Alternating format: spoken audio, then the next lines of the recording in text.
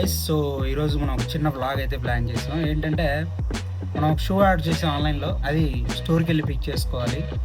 So దానికంటే ముందు ఆఫీస్లో వచ్చిన వర్క్స్ ఉన్నాయి, అవి కంప్లీట్ చేసుకొని ఈవినింగ్ మనం ఆ మాల్కి వెళ్ళి ఆ స్టోర్కి వెళ్ళి అక్కడ పిక్ చేసుకున్నాం. మీకు చెప్తాను, అంటే డైరెక్ట్గా డెలివరీ మనం ఉన్న అడ్రస్కి పెట్టుకోవచ్చు కదా, మాల్కి ఎందుకు వచ్చింది ఎన్ని గురించి మాట్లాడదాం, ఓకేనా? సో గైస్, బైక్ అయితే పార్క్ చేసాం, వెళ్తున్నాం ఆఫీస్లోకి. ఈవినింగ్ కలుద్దాం మళ్ళీ. 2000 years later.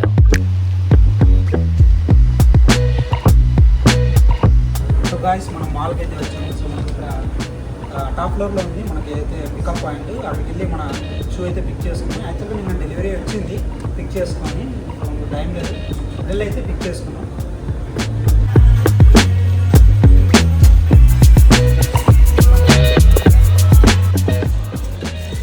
Guys sorry, unbox చేస్తాం ఫైనల్లో.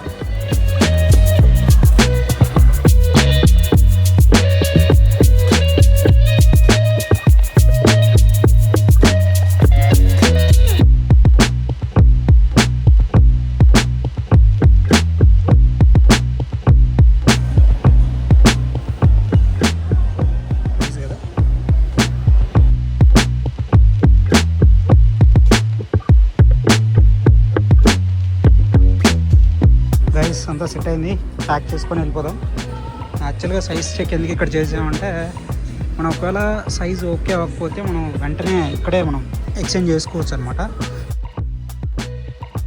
మన ఆర్డర్ అయితే పిక్ చేసుకున్నాం. సో ఇప్పుడు మనం అన్బాక్స్ ఆల్రెడీ మీరు చేసింటారు.